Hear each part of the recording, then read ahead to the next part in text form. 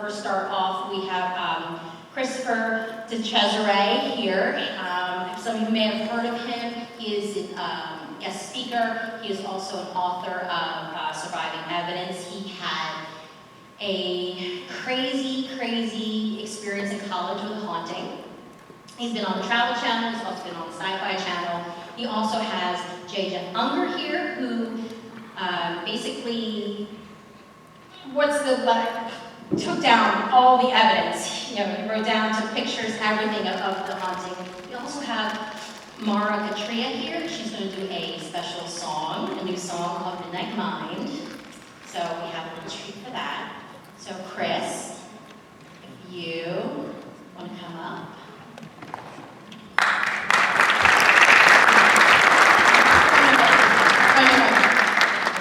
All right, I'll leave it here. You can all decide. Welcome. All right, guys, I'm done. You're welcome.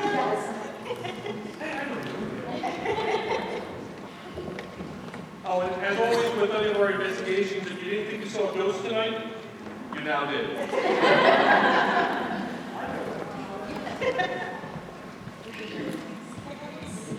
Oh, yeah. Oh my God. All the lights are in your eyes. I can't see anything. It's a really interesting experience being on the side of this level. My name is J. Jeff Unger, John Jeff Unger, and I'm going to set the scene for you before Chris shares his story in more detail. But first of all, do I need the microphone or can I just speak without? You need a mic. I need the microphone. Excellent. Okay. The C2D1 haunting, that's what we're here to talk about. It's considered as an extreme haunting. It happened in 1985, in the winter and spring of 1985, on a college campus in New York, SUNY Geneseo.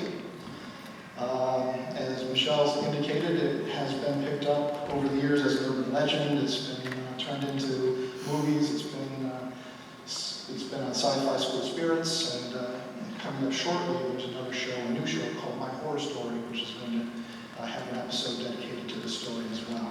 But as far as my role, I was there. I was next door. And like many of you here tonight who are hoping to see ghosts, I enjoyed reading about the subject. I had an armchair's traveler interest in the subject. But in 1985, information was spotty, scarce, and oftentimes frowned upon. People just considered it to be a cult. So it was not something that was widely accepted, and I just basically kept it to myself. So I would read things like Colin Wilson, for example, who was one of my favorites at the time. However, this is where I caution you all that you need to be careful what you wish for. Because on February 14th, the paranormal came knocking at our door. So, college dorm room. C2D1 is the name of the building.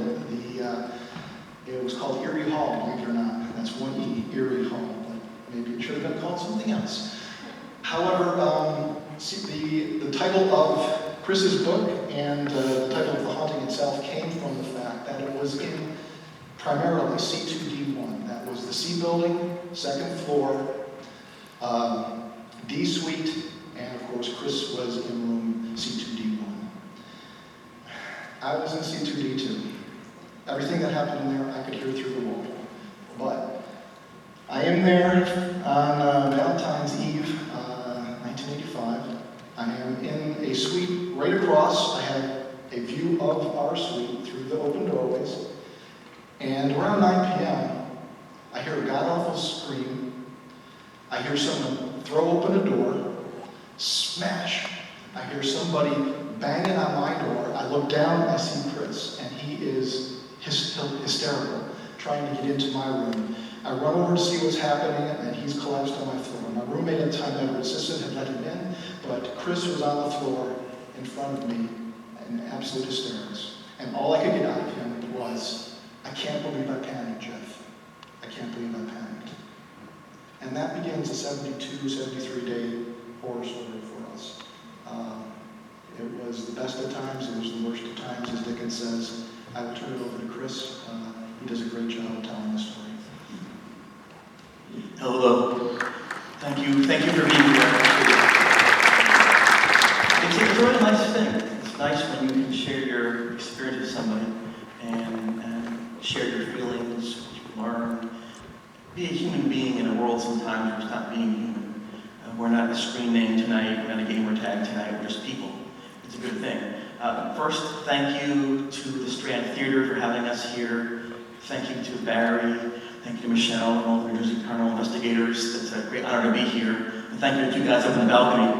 They're a little grumpy up here, so I'll try to keep my jokes on the level with them. I want to also apologize because on television, I'm taller and smarter, so take to that. That's what television does for you. My name is Christopher de Cesare, and that name isn't so well known, but the idea of the Ghost Boy is. You've heard the Ghost Boy, goes with Geneseo. That was me some 35 years ago at college. And as Jeff said, it was New York State College, state school, and we lived in Erie Hall. But it wasn't Erie as though, but two E's was Lake Erie, Lake Superior, like that. And I didn't grow up believing really in the paranormal. I didn't know that it was something to consider. My father was a science teacher. There was biology, there was chemistry, there was physics, things you could touch and feel and see, manual time. And I was told by my parents, listen, don't invest in those things because nothing can come of them. There's no job in that, there's no friendship in that, that's for Halloween time. And I was lucky, my parents, and I had two parents. It's a nice thing to have two parents, and two parents who were in love, two parents who told us, what you need, we will give to you. What you want, you will earn. I was very fortunate to have that in my life, and it was a good foundation to spring off of. It was a safe way to live. As far as paranormal goes, I just thought there was Casper on TV, la la la la la, right? And then if you were a spiritual Christian, perhaps you're Jesus up this way. There was nothing in between those two things, and I was okay with that. And I went to college, and my life changed when this gentleman here, Jeff, had said to me, there are guest speakers at the college. Who were they? The Warrens, Ed and Lorraine Warren. They're demonologists. Demonologists? What the heck is that? The Amityville Horror, the Red Eyes in the Fireplace, things like The Conjuring, the Annabelle doll. You've heard of them. I knew that Warren was accounting in upstate New York. I didn't really follow these people, but he said, it'd be fun to go, listen to them. No, I'm not going to go to that. But then he shared the magic words. The magic words were, it's free. When you were in college and you have some pizza money left over, that's about it. Free is good. And so I accompanied Jeff to the lecture. And let me just say this. They were well known in that the theater was packed. If I didn't know who they were, people did. And when Lorraine Warren, who just passed away this past year, walked out on stage, she was elegant. Her back was straight, her hair was up, she had a gown on. She looked like one of the 1940s movie stars that my grandma saw on TV. She was very classy. Ed was loud, boisterous. He had a bit of a New England accent. And I always joke, it was kind of like seeing Elvis impersonating Colonel Parker, Paranormal style. They were just an amazing show. And just like our shows today, The Walking Dead, Stranger Things, Star Wars trilogies and such, those aren't real career kids, all right?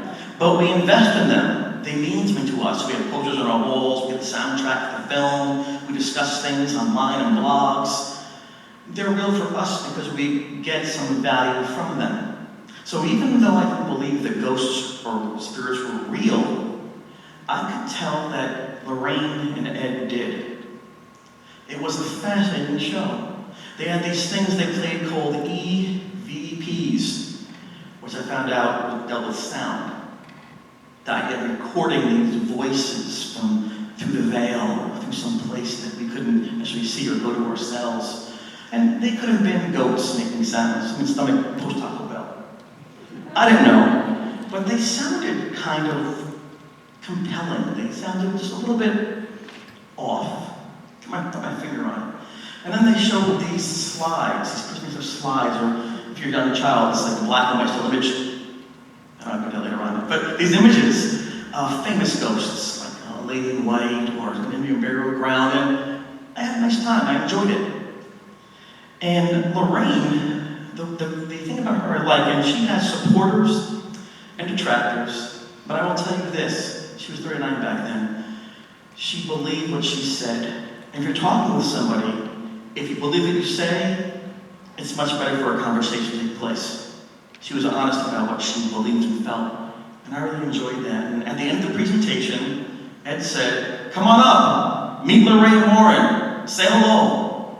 And Jeff was ecstatic. All during this presentation, Jeff was writing down questions for them. He had 5 questions, 6 questions, 7 questions. He'd have one moment, one chance to ask that question. He could want to ask, he pushed me ahead of him in line. Get ahead of me. He pushed me ahead of him, so he had more time to think this question. I walked to the stage. I stepped up on the stage. And Lorraine Warren said, "I won't shake your hand." I looked over my shoulder. Who's making a ruckus? Who's not behaving properly? Again, looked at me and said, "I won't shake your hand." She paused. "I don't want to know my future." I thought, what? Why would she? In a split second, Ed had his hands on me, and I was off the stage. That's right. I was thrown off the stage at an Ed and Lorraine Warren presentation. Woo! That was embarrassing. There were 200 people that were watching this knucklehead get thrown off the stage. Must be a demon, right? What the heck? Unfortunately for Jeff, he was so startled by this, he never asked this question. Well, in any event, Ed and Lorraine were going to go on this paranormal investigation around the college. And most colleges have a lore to them. An Indian burial ground, a fire taking place, some suicide in the college dorm, things like that. So they're going to take a large group with them to investigate this large, vast state college property. And Jeff asked me, "Want to go?" "No, I don't want to. I don't like them. They just threw me off the stage. What did I do with these people? They're horrible." Right? So he went back with me to my room, C2D1. It kind of sounds like R2D2 did you were a little kid there, was the thing inside there. In any event, he asked me, he said, "Are you sensitive?" I said, "Well, I am now. I don't have a stage. Of course I'm sensitive." But what he meant was, I found out, he meant in terms of psychic abilities or spiritual abilities and things like that. And his theory was that Lorraine, in her knowledge, must have somehow sensed that I had a gift and ability to see things or know things. And that freaked me out. He was kind of enthused by that. And one of the things I could tell you about Jeff was, he, at that time, when I went into college, was the smartest person outside my dad I'd ever met in my life. He knew poetry. He knew short stories. He knew haiku. He knew photography. He knew mathematics. He knew history. He was like a Renaissance man. Wherever he went, he had a notebook, he had a camera, he documented everything. And so it was nice that I knew somebody going to school for the first time who had a nice background in terms of education. I was more of a runner. You can't tell now. That little pregnancy weight on me, 8 months. But I'm just kidding, I'm not really pregnant. But if I mostly did athletics, and he had the ability to actually see things for what they were, not compete to win or to prove yourself to other people, which made him a great friend. In any event, I thought that was the end. I had one strange moment with Ed and Lorraine Warren, and I went back to living my life. That didn't happen that way. You know, sometimes we have a life plan for ourselves. Here's our life plan. We think about it, we adjust for things, we plan, we save, and then sometimes life happens and the curveball is thrown in. Sometimes people get cancer. Sometimes they get in a car accident. Sometimes they're fired from their jobs. Sometimes, God forbid, you have to bury a child. No one wants these things to happen. We don't plan for these things. But life happens. And in those horrible moments, and those terrible things, you learn about yourself, the good and the bad. There's an honesty you deprive yourself of. When you're growing up, you're a jock, or a stoner, or a geek, or a nerd, or a brain. You have labels for yourself, just a certain way. Here's my little my lunch table. But it's not that easy in life. And when you have no time to react, you have no time to plan, there's no understanding all around you, It's scary, and you find out who you are. When the towers fell down in 2001, I had 4 friends from the military in response to that terrorist attack. And their goal was to defend our values and our freedoms, our way of life, our democracy.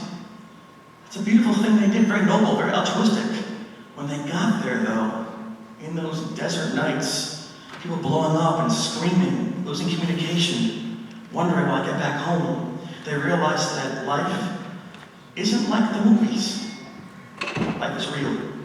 And for me, my moment of realization happened on February 11th. I was in my dorm room, working on a college paper. We had no Google back then, no Google. We had to go to a library, find the book in the card catalog, look on the shelves, science, relationships, I'll get that later, right? Find the book, read the book, and then put what you read in your own words, and then type. With no whiteout. That was hard. So I was working on this paper about a month in advance. As I'm typing this paper, I hear my name called. I hear, Chris. It's my name. Fine. So the door's open. Come on in. No one enters. 12 seconds later, Chris. The door is not locked. Open the door. I'm working on something. Open it.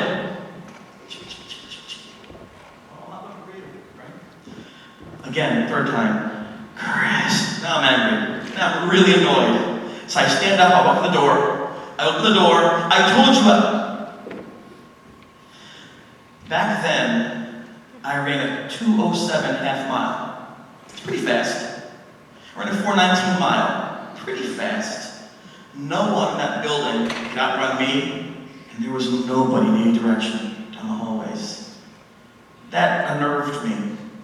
My father told me to control your environment. I used to run marathons. My first when I was 14, I ran Montreal International Marathon, the World Cup games. You got to throw the medal, it was pretty cool. I was like this child phenom thing, I was like that tall, I ran fast. Whatever, it was a long time. I can't even mailbox, I'm getting a breath. But in any event, sometimes sound can bounce off of things. And you're in a marathon, you control your carbo loading at a time, you pace yourself, you put your markings, your intervals, you split time in your arm, control your environment. It must have been someone out the window, and the voice echoed like it was the door. I ran to the window, 2nd floor looking down, nobody. So my guess was it's a practical joke. Kids do that, especially young boys. Think about teenage boys you know. Hey dude, what's good? You know, that's how it is. I figured it's a joke. So what do? I control my environment. I get headphones, 80s headphones. Like Princess Leia. Well, that's sad then. In any event, we're actually all alive. And Princess Leia, the buns, right? And I put on a CD. It was called VOA by Sammy Hagar. I can't drive 55. I'm playing that song because it's loud. They can't bother me. I'm immune to all noises. Within 40 seconds, in the headphones, over the music, I hear, Chris. I threw those headphones down on the ground, turned the music off, and left that room. I thought to myself, what is going on? Is there a gas leak in the room? Someone put drugs in my food? Am I overtired? Is it a case of SAD? Was I hypnotized and know it? I couldn't figure out how that was possible until I left the room. I went for some lunch, I sat down, and I waited for somebody to say to me, you should have seen your face, we got you so bad. Nothing. If you're doing a joke, you get props for it, no? That's the whole idea of like, yeah, I got you, that went for me. Nothing. Went back to our room that night, and I sat there, and I was eating a box of candy, which I still like.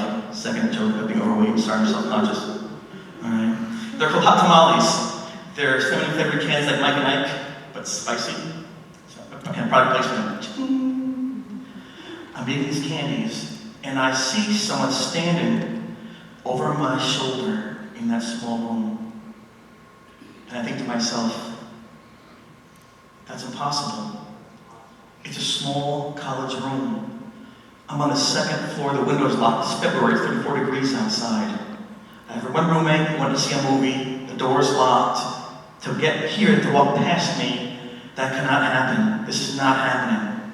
So I fell back on an old trick my grandmother taught me. My grandma, I rest her soul, she was an amazing lady. I was at my grandma's house, I was 11 years old, and my sister Nicole, whom I love, was 8. And she had a penchant for crying. Not just like, but crying! And for my purposes, for no real reason. So on this one occasion, she's crying, ah! And my grandma says to her, count to 10. What? Count to 10. 1, 2, 3, 4, 5, 6, 7, 8, 9, 10. I'm like, what just happened? What kind of magic is that? She was crying crazy and you made her count. Now she's happy. My grandma explained to me that putting some space and time between you and your sadness or the trauma helps you. It's not that bad.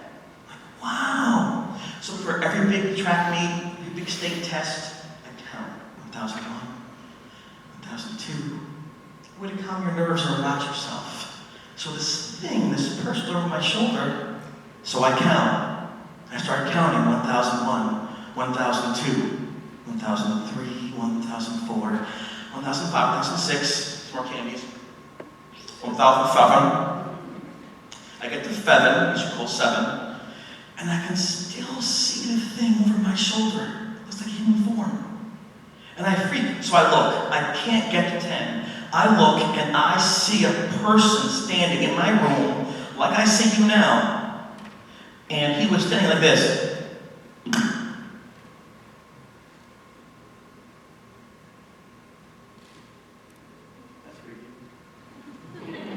Think about that for a second. If you ever go home in your house and you walk in the door and there's a guy like, so, who are you? Why are you here? Get out. The problem was this person, I could see this person from their head to about their thighs, and then the thighs were inside the stereo. This thing had its legs in the stereo. It was rising out of the stereo. I'm not a rocket scientist. That's impossible. A person can just phase through things by the Avengers movies, right? And I couldn't understand what I was seeing. And I remember literally pinching my leg like, no, I'm awake. So very calmly I screamed, ah! Very calmly. I threw the can in the air, ah! And I ran the door. I bolted out that door, and the first door I came to was his. And I pounded on the door, and I pounded on the door, and I said, please let me in, oh my God, help! Because my mind had broken. That's not possible.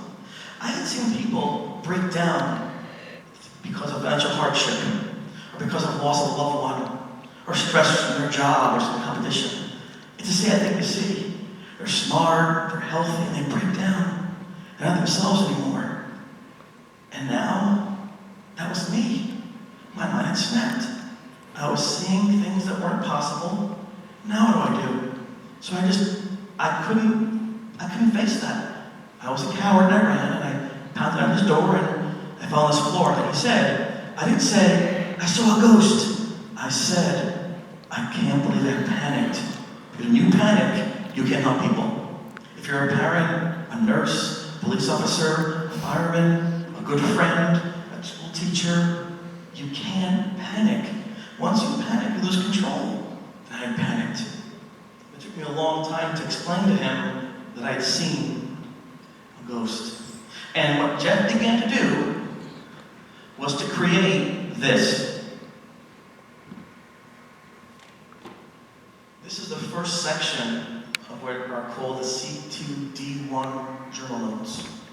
And these are the notes that were used for the film Please Talk With Me, for the Sci-Fi School Spirit show, for the Channel Mind Horror show, for the books that are written. And they're used because they're a first-hand contemporary account of people in a crisis. They're not edited, I think it's spelled wrong. They're not going over to make sure they make sense, they flow properly. I say, are the candies haunted? They're a little embarrassing, but they're honest. And they depict, they show people in a sheer moment of haunting, extreme haunting. They were used that Jeff and I can bring them to a therapist, see if I'm broken, or maybe get some medication from my doctor. But over time, we realized that these things were happening weren't inside my head; they were out.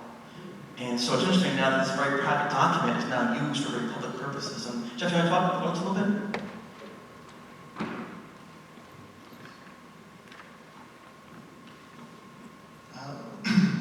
Like Chris said, these actually embarrass me, these notes, and for a long time after the haunting. I mean, it was a traumatic experience, and we went for over 20 years trying to forget what happened during that period. And as far as the notes, I was so successful in forgetting what happened, I forgot I wrote these. In the early days after the haunting, I had shared the experience and the notes with several close friends who I thought were interested in the paranormal. And it wasn't, not to my knowledge, but they actually had created a copy of these.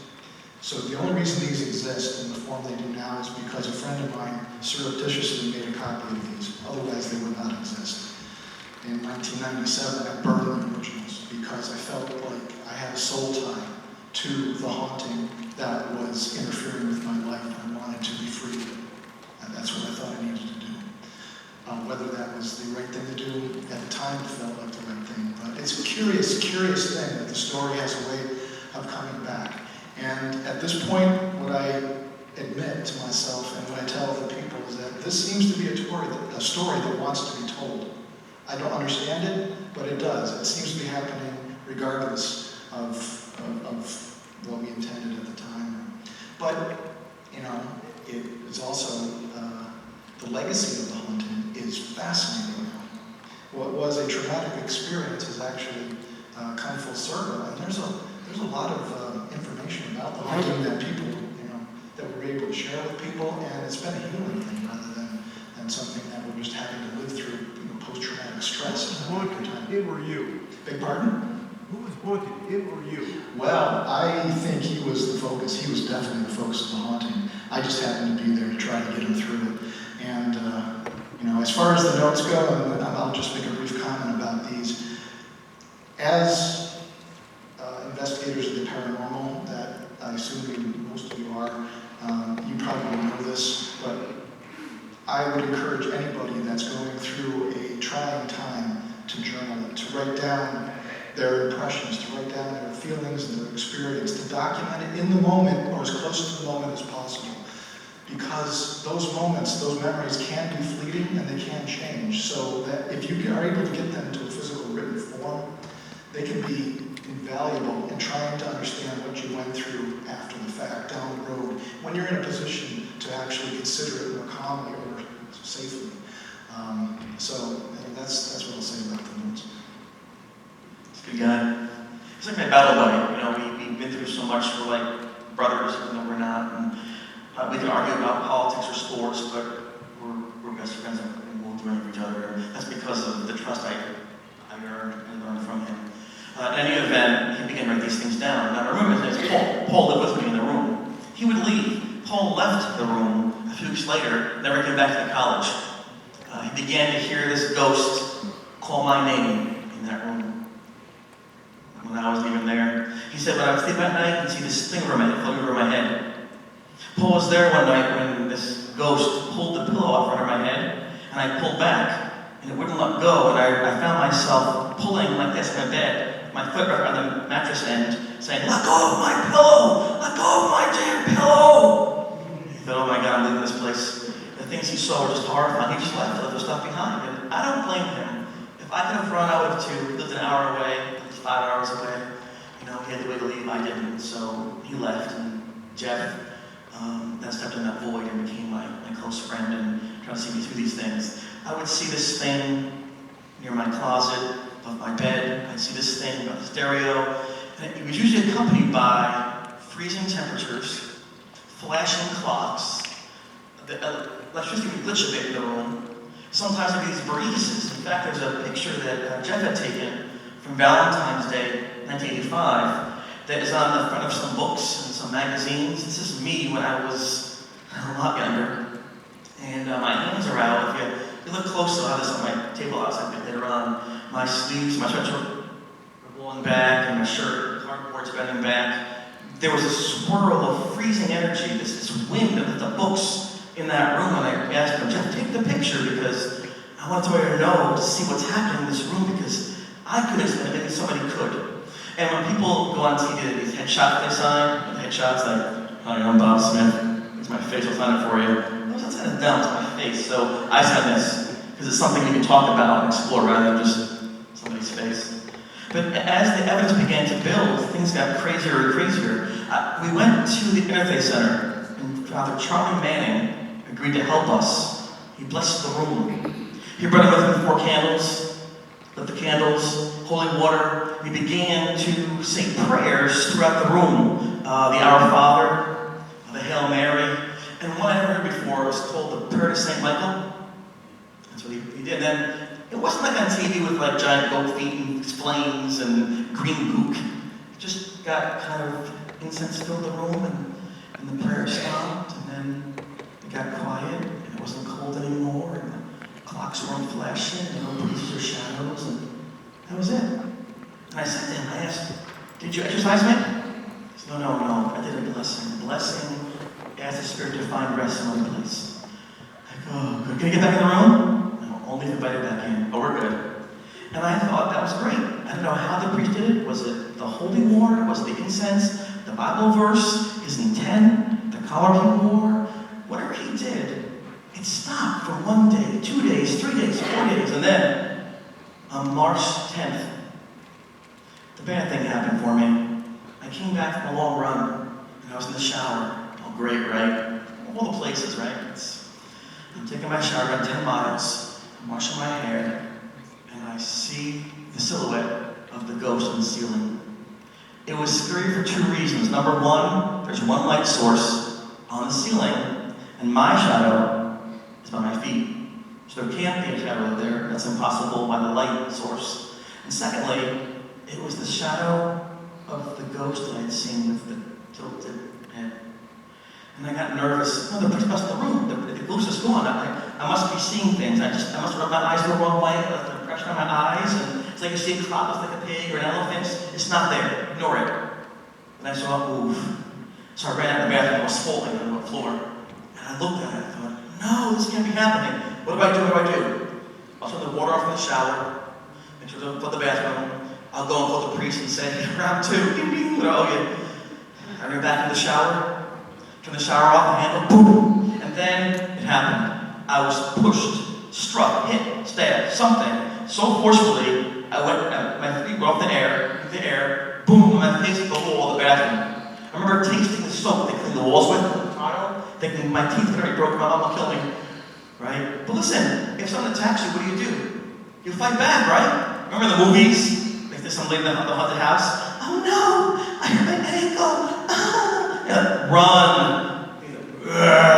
Oh dear. Run, stop, do something. What are you doing, right? Are you an Aries? You deserve to die in the movie, right? That was frustrating, right? And I told myself, I'm gonna fight. So I was like stabbed or something happened to my back, so I turned and I punched. As hard as I could punch, I punched. The shower curtain fell off. All I heard in the room was the faucet, the shower going. And I couldn't understand what's happening. And I said, who are you? What are you? Show yourself. You coward. Show yourself. Nothing. I looked in the mirror above the sink, brush your teeth, shave, brush your hair, and my back had 3 roughly perpendicular scratches down there. They were bleeding. And I thought, that poor kid's gonna die. I remember this movie. I've seen it before. And I realized, oh no, that's me. That kid is me, but I didn't do anything wrong. Why is it? That's not fair. But think about life. It isn't always fair. Once you're in that birth canal, it's like a poker game. Good hand, bad hand. You gotta play the best you can. And maybe my lot was to be killed by this thing, whatever it was. I don't like it. There are mystery books. Remember the Jews? The bodies piled up in concentration camps, lying there. They probably prayed, they probably cried. They had lives, hopes, and dreams, and loves, and lives, and plans. They're dead. So I thought, well, if this is my lot in life, be brave. Be brave, but I have to face something strong. My mom will find my body and whatever think I didn't suffer too much, so make a straight face. And the pain hit me, the burning sensation, the nerves of the injury, and I fell down onto my face, boom, on a disgusting, wet, college boys' bathroom. There's probably no more disgusting surface on the planet of the earth than a boys' college bathroom, right? I didn't care. I was in so much pain. And one thing happened. On my wrist, I saw a droplet, one pear-shaped bead of water on my wrist. Remember the movie called Castaway, Tom Hanks? Hit that little soccer ball, remember? Wilson? Yeah. He was his friend, right? Then one day, he's out seeing the like, Wilson! Like, oh no! He lost a soccer ball! Good. We attach emotions to things that mean something to us. You know, grandma's scarf, grandpa's hat. They mean something to us, although they can't talk back. And that droplet of water was my salvation, because in that droplet of water, I saw the room inverted, upside down. I thought, refraction. Water refracts light. That's science, I know science. Then it fell. My water! Wait. The water fell because gravity pulled on it. Gravity, that's science. I looked down at the bathroom floor, and the tile was darkened from the moisture of the water. Science, check. No hallucination here. I was seeing the world as it is. But what is this? And I realized I can't keep putting my brain back together again. I can't. I'm gonna get tired. It'll wear me down. I'm gonna lose. It will own me.